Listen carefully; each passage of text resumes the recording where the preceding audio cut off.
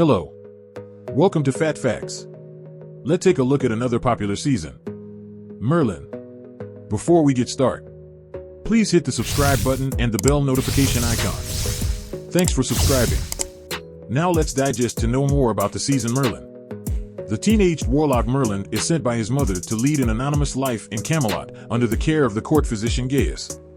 Imagine this, a young man, trekking down a dirt road, backpack slung over his shoulder, a youthful, excited bounce in his step. He walks through a forest, and a man passes him on horseback. As he comes over a hill, he sees a beautiful white castle in the distance.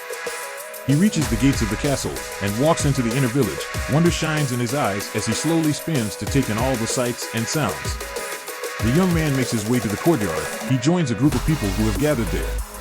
A king stands on a balcony and loudly decrees that since magic is banned in Camelot, and had been for the last 20 years, a man who had used magic was to be beheaded for treason to begin the festivities of a magic-free kingdom.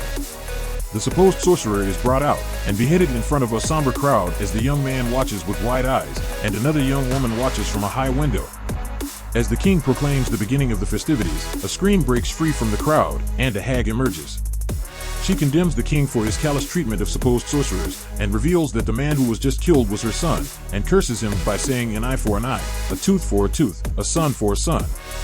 As the guards move to arrest her, she disappears in a puff of smoke, leaving the king, the subjects of Camelot, and the idealistic young man who just entered Camelot's gates, dumbfounded. On his arrival, he sees the execution of a man accused of sorcery as the king, Uther Pendragon, has banned sorcery on pain of death. A hideous old woman, the condemned man's mother and a sorceress, vows revenge, a son for a son, before vanishing. Merlin realizes he must keep a low profile.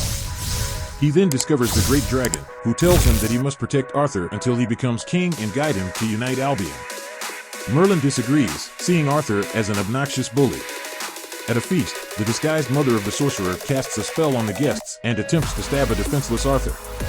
Merlin interferes, saving Arthur's life, and is rewarded with a position as Arthur's manservant. I'm not ordinary. Something about you, Merlin. Can't quite put my finger on it. I'm telling you, Morgana, turn back. You could get hurt. So could you get out of my way? You have to learn there's a right and a wrong way of doing things. Merlin, you will pay for this. Please, help me! I have! Oh, yeah, right. Thanks.